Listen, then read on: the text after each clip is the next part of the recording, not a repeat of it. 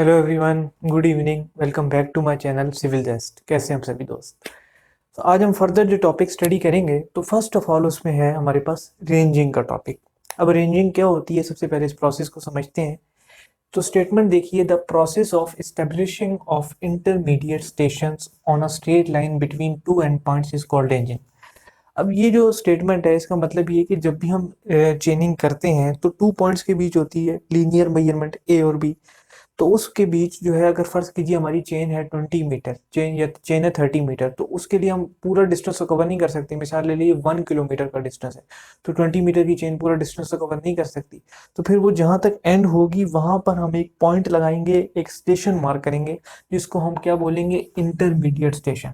क्योंकि वो बीच में होगा तो इसी नेम से उसको इंटरमीडिएट स्टेशन कहते हैं। तो डिफरेंट इंटरमीडिएट स्टेशन की मदद तक हम लास्ट पॉइंट तक जाएंगे। तो it is the process between two and points. तो इसको एक डायग्राम से भी देख लेते हैं कि लेट सपोज ये हमारे पास ए पॉइंट है एंड ये कुछ हमारे पास इस तरीके से ना बी पॉइंट है। अब लेट सपोज कि इनके बीच जो डिस्टेंस है वो 1 किलोमीटर का है, 1 किलोमीटर, और आपकी चेन जो है वो 20 मीटर की है। अब जो 20 मीटर की चेन है तो जाहिर बात है फिर कवर तो नहीं हो सकती। तो इस तरीके से होगा कि लीडर एंड फॉलोअर दोनों मूव करते चले जाएंगे एंड कुछ यहाँ पर आएगा।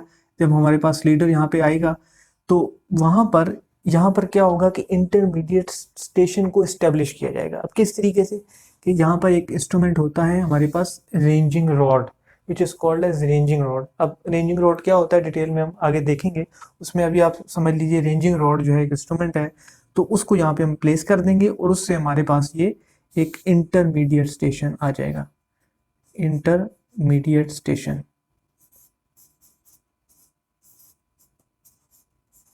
Intermediate station.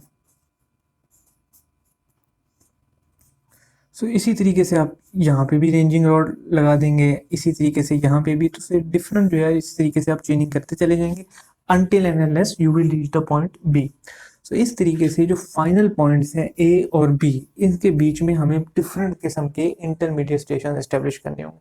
तो उस प्रोसेस को हम रेंजिंग कहते हैं। नाउ अगर हम बात फर्दर करेंगे रेंजिंग किन किन टाइप्स की होती हैं, तो रेंजिंग को आप फर्दर डिवाइड कर सकते हैं into direct ranging and indirect ranging. वो देखते हैं। देखिए फ्रेंड्स, रेंजिंग की टाइप्स की बात कर रहे हैं। Ranging is divided into two types, एक डायरेक्ट रेंजिंग होती है, एक हमारे पास इनडायरेक्ट रेंजिंग होती है। तो डायरेक्ट रेंजिंग में देख लीजिए, सिंपल सा कॉन्सेप्ट है कि अगर एंड पॉइंट्स आपके पास इंटरविजिबल हो, मीन्स ये कि ये हमारे पास लाइन है जिसके हमने चेनिंग करनी है, ये ए पॉइंट है, ये बी पॉइंट है।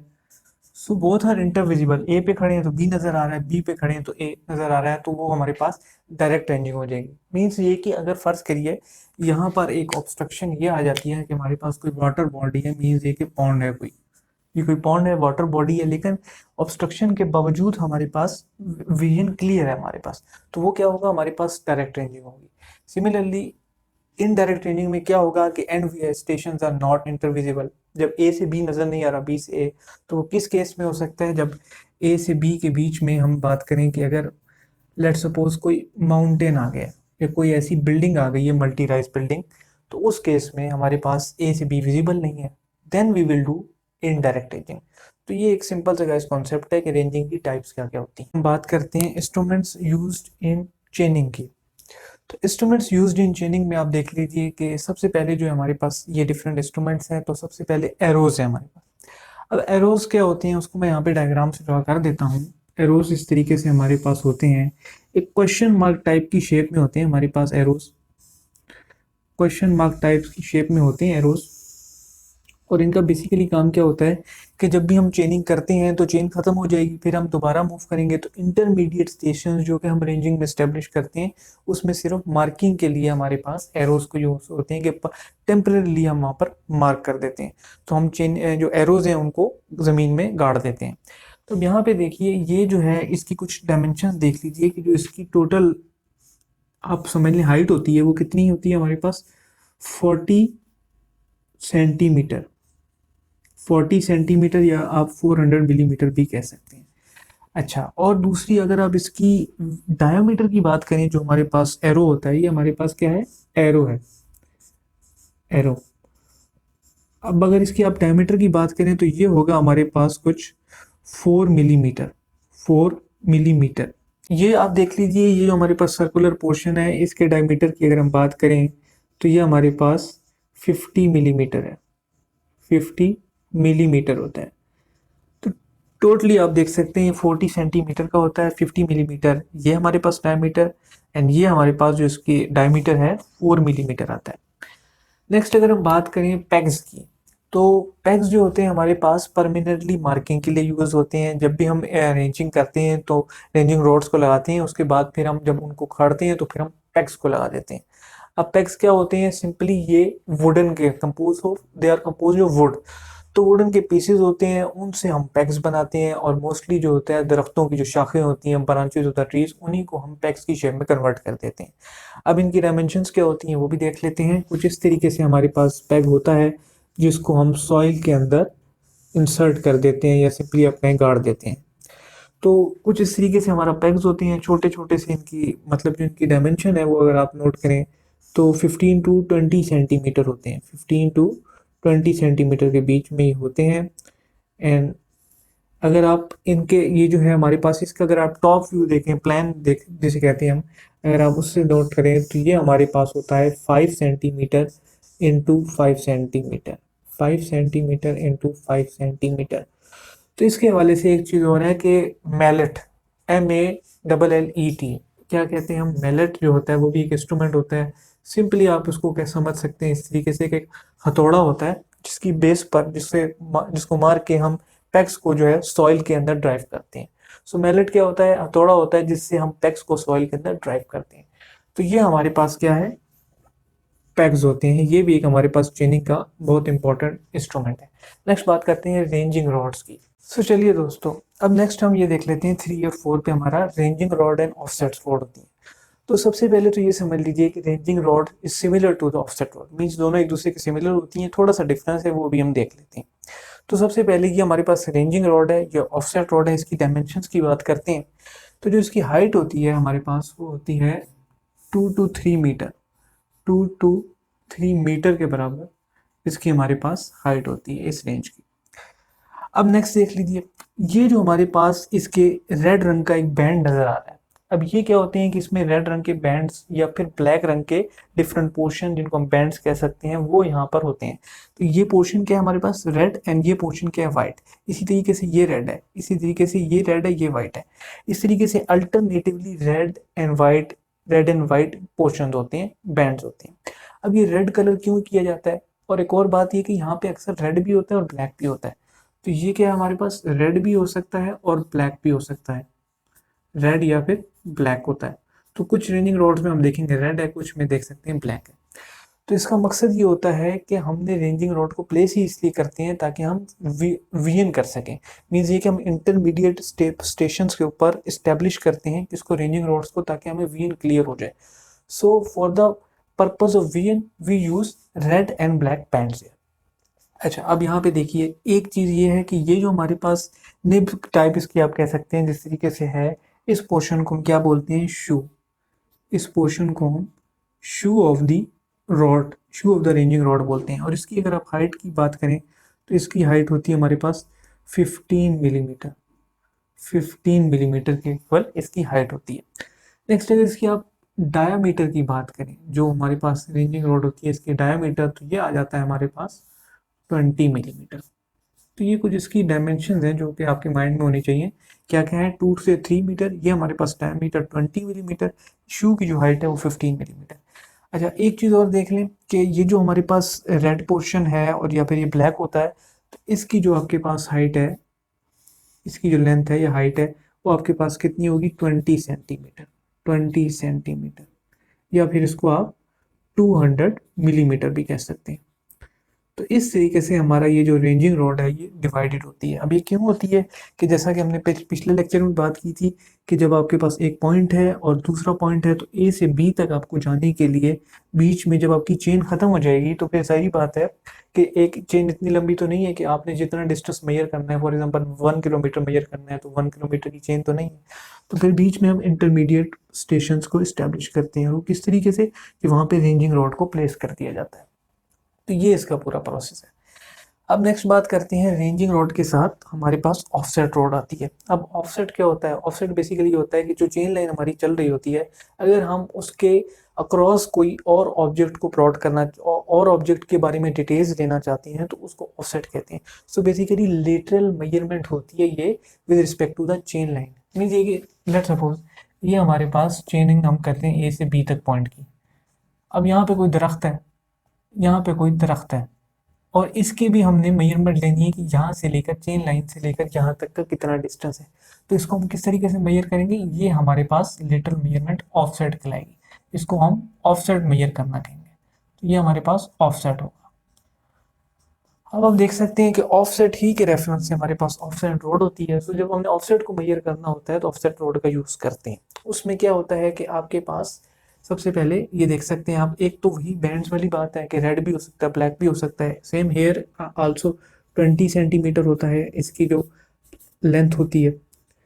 डायमीटर देख लीजिए, वो भी 20 मिलीमीटर होता है। डायमीटर 20 मिलीमीटर होता है। और शू की भी आपके पास जो हाइट होती है वो 15 मिलीमीटर सेम होती है, 15 मिलीमीटर। अब यहाँ पे तो सिमिलरिटीज की बात हो गई। अब हम डिफरेंस की बात करते हैं। डिफरेंस में ये है आपके पास कि ये आप देख सकते हैं ये एक हुक है, एक हुक है जो कि यहाँ पे रेंजिंग रॉड में नहीं है।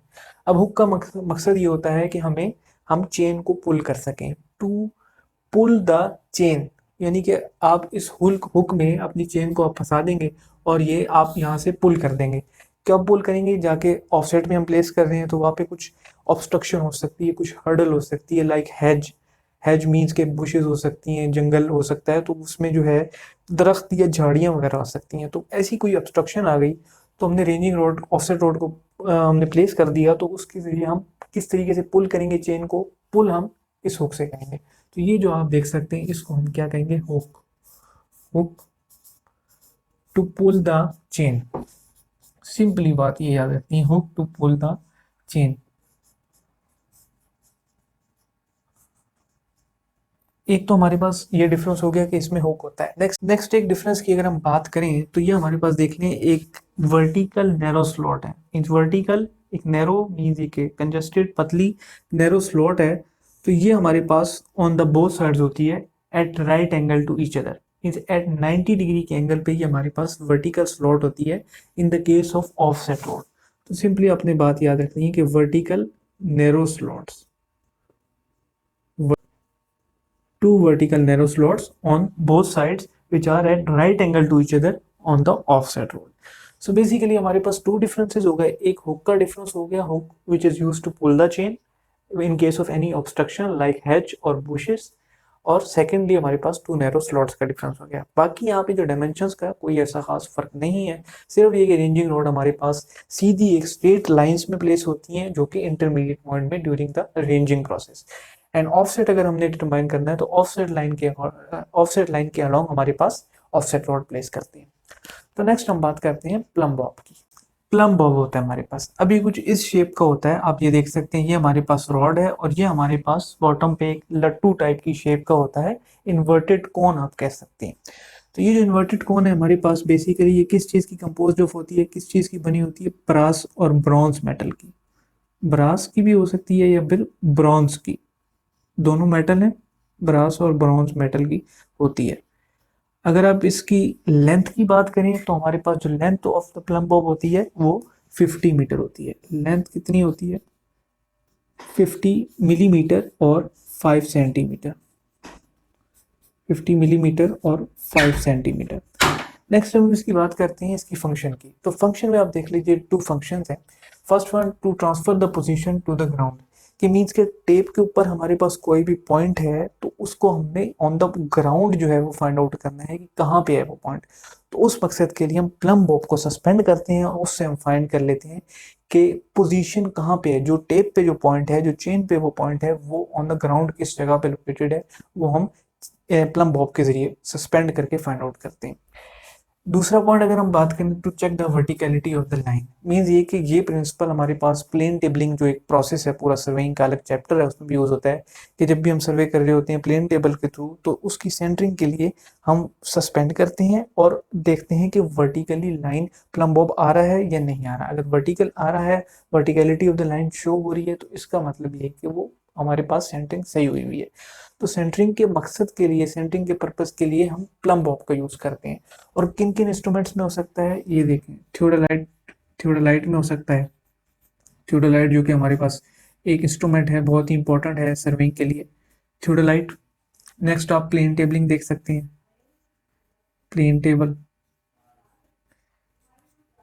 एक चीज और है, आप डंपी लेवल में भी देख सकते हैं। भी डंपी लेवल, प्लेन टेबल, ये थियोडोलाइट के आगे इंस्ट्रूमेंट से ये आगे हम कवर करेंगे। डंपी लेवल का इसमें भी आप देख सकते हैं। And the last, magnetic compass के लिए भी आप अगर सेंटरिंग करना चाहते हैं तो आप देख सकते हैं मैग्नेटिक कंपस। सो ये जो है हमारे पास कुछ इंस्ट्रूमेंट्स हैं जिनको हम सेंटरिंग करने के लिए अपने प्लम बॉब को यूज करते हैं टू फॉर सेंटरिंग। सो ये गाइस छोटा सा कॉन्सेप्ट था प्लम बॉब का, हमने देख लिया कि सर्वे में किस तरह से यूज होता है। डिफरेंट दोबारा देख लेते हैं, डिफरेंट टाइप के जो हमारे पास इंस्ट्रूमेंट्स हैं उनकी सेंटरिंग के लिए एंड लाइन की वर्टिकलिटी को चेक करने के लिए हमारे पास प्लम बॉब यूज होता है। जो इसका ये पार्ट है हमारे पास बॉब, ये हमारे पास ब्रास एंड ब्रॉन्ज का बना होता है। टोटल लेंथ 50 मिलीमीटर होती है। और इसके ऊपर एक और बात हम देख लेते हैं कि जो इसका वेट है, अगर आपसे कोई वेट पूछे तो वेट हमारे पास 2 to 5 न्यूटन होता है। 2 to 5 न्यूटन की रेंज में होता है, 2 to 5 न्यूटन की रेंज में होता है। तो ये जो है ना हमारे पास प्लम बॉब है। तो गाइस आज की वीडियो में अभी हमने जो डिस्कस किया वो instruments used in चेनिंग। First of all arrows क्या होते हैं, तो एरोज को हमने देखा कि जब भी हम चेनिंग करते हैं तो हम इंटरमीडिएट स्टेशन पे एरोज को फिक्स करते हैं। इसी तरीके से पैक्स को हमने देख लिया कि पैक्स क्या होते हैं, वुडन पीसेस होते हैं, ब्रांचेज ऑफ द ट्रीज को हम शेप देते हैं पैक्स के अंदर, और 5 सेंटीमीटर इंटू 5 सेंटीमीटर टॉप होता है, और इनकी जो हमने लेंथ देखी। इसी तरीके से रेंजिंग रॉड्स को हमने देख लिया और ऑफसेट रॉड के बीच क्या फर्क होता है, हुक का फर्क होता है, और स्लॉट्स, टू नैरो स्लॉट्स का फर्क होता है। प्लम बॉब को भी हमने डिस्कस कर लिया। तो इसमें एक पॉइंट आप जरूर नोट कर लीजिए कि ये जो रेंजिंग रॉड है ये हमारे पास 3 लाजमी होनी चाहिए। जब भी हम सर्वे कर रहे हैं तो रेंजिंग के प्रोसेस के लिए हमारे पास 3 रेंजिंग रॉड्स लाजमी होनी चाहिए for the establishment of intermediate stations. तो आज के लेक्चर में गाइस इतना ही। अगर आपको ये वीडियो पसंद आई है और ये कॉन्सेप्ट समझ आए हैं तो मेरी वीडियो को ज़रूर लाइक कीजिएगा। बाकी जो अगले इंस्ट्रूमेंट्स हैं वो हम नेक्स्ट पार्ट 2 में देखेंगे। तो तब तक के लिए बहुत शुक्रिया, थैंक यू, अल्लाह हाफिज़।